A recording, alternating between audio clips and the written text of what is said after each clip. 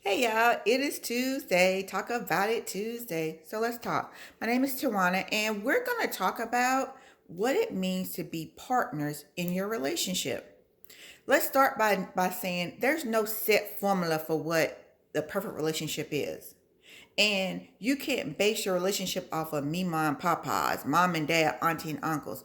You have to base your relationship off of what works for you, what works for your mate. Every household isn't a traditional household.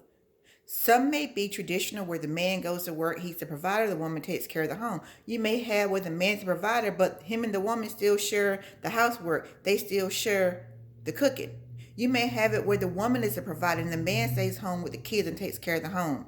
There's no set formula for what works. You just have to know what works for you and your mate. What makes you and your mate happy? What's your love language? What's your mate's love language? What's your wants and needs? What do you desire? What makes you happy? Just some of the questions that you just have to answer. And guess what it boils down to? Communication. No big secret. Effective communication. So, what it means to be a good partner is you understand and you both have the goal of making each other happy. You understand each other's wants and needs. You understand each other's desires, fears. What makes them happy? You understand it. Okay? You might can't supply all of them, but you understand what they want, what they need. Okay? So, effective communication, knowing your love language, these are things, simple things that's required. Okay, yeah, they're simple, but they may not be simple to materialize. Okay, if you're not a good communicator, that's probably going to be a problem in your relationship. You have to work on that. You have to put in the work to get the outcome. So, any relationship you go into, have the hard conversations. Talk, communicate. Make sure that you both go into this knowing what type of partner you want and need. And if you can't be that type of partner, guess what? That ain't the relationship for you. Move on. That's not for you. Don't hold somebody back because you're trying to be something that you know you weren't when you went into this relationship. Don't be that person. All right? Don't block somebody else's happiness out of selfishness.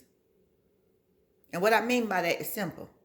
You go into a relationship where you know she wants you to be the provider. Hands down, she don't want to work. She just want to take care of the house. You go into that relationship, but you know financially that's not the situation you want to be in. Don't go into that relationship. Ladies, you go into a relationship where he wants you to be submissive. He wants you to cater to him. If you know you an independent, dominant woman, that's not a relationship for you. Don't go into something trying to do something that you know isn't you and you know you can't continue. A partnership requires both people to work together with the same goal of making each other happy, fulfilling each other's needs, wants, desires. Have the talk, go into it with open eyes, go into it with clear communication so that your foundation for your partnership works. If that foundation isn't strong enough, it's going to break. There goes your relationship on the ground. All right? So, an effective partnership requires work. Just like anything you want in life. Put in the work, get the outcome. Enjoy the rest of your Tuesday.